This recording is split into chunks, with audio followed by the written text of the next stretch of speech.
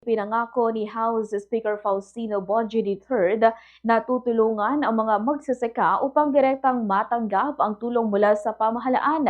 Ito ay kaugnay ng mga kahilingan na ipinarating ng mga magsasaka sa ginanap na Farmers Dialogue with House Speaker D na dinaluhan ng mga magsasaka mula sa mga bayan ng Cabanatuan, Alicia, Gamu, Nagilian, Luna, Cauayan City at iba pa.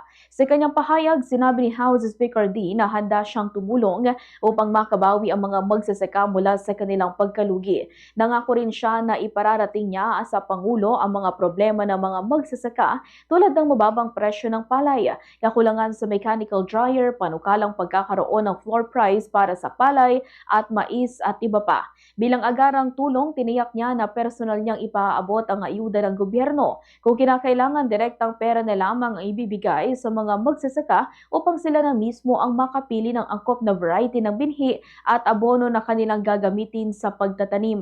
Ganito ang bahagi ng pahayag ni House Speaker Faustino Bongie III. Gustong ipaabot po, no, sa ating pong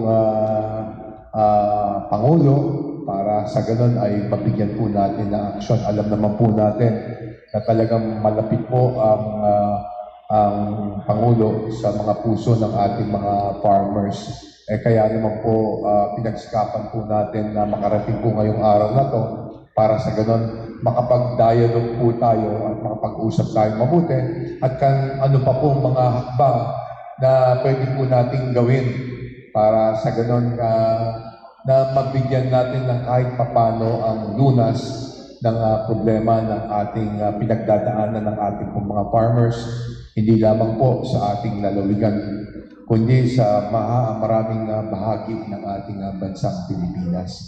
Samantala, nabigyan naman ng pag-asa ang mga magsasakang nakaranas ng pagkalugi sa nakaraang cropping season.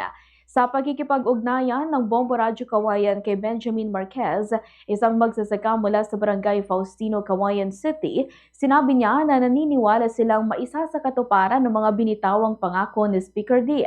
Anya 2 beses na silang nalugi at nabili lamang ang kanilang ani sa murang halaga. Dagdag pa niya, ramdam niya ang matinding pagkalugi lalo na't mahigit 6 na ektarya ng taniman ng palay ang kanyang sinasaka at 2 beses din siyang nalugi. Ayon pa sa kanya, ilan sa kanyang makasamahan ay nagbabalak na lamang magtrabaho sa ibang larangan kaysa ipagpatuloy ang pagsasaka. Ngunit maling nabuhayan sila ng loob dahil sa mga pahayag ni Speaker D.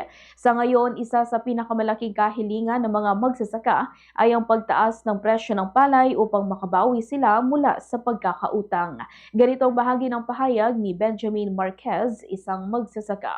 Ito pinagbisita na sa pala kuma kanyang speaker ta matulungan na kami nga farmers kuma tangamin isotikal kaliga ko miyata tangamin duwa nga bisisan nga na bankrupt kami iti pinagtalon adi lang iti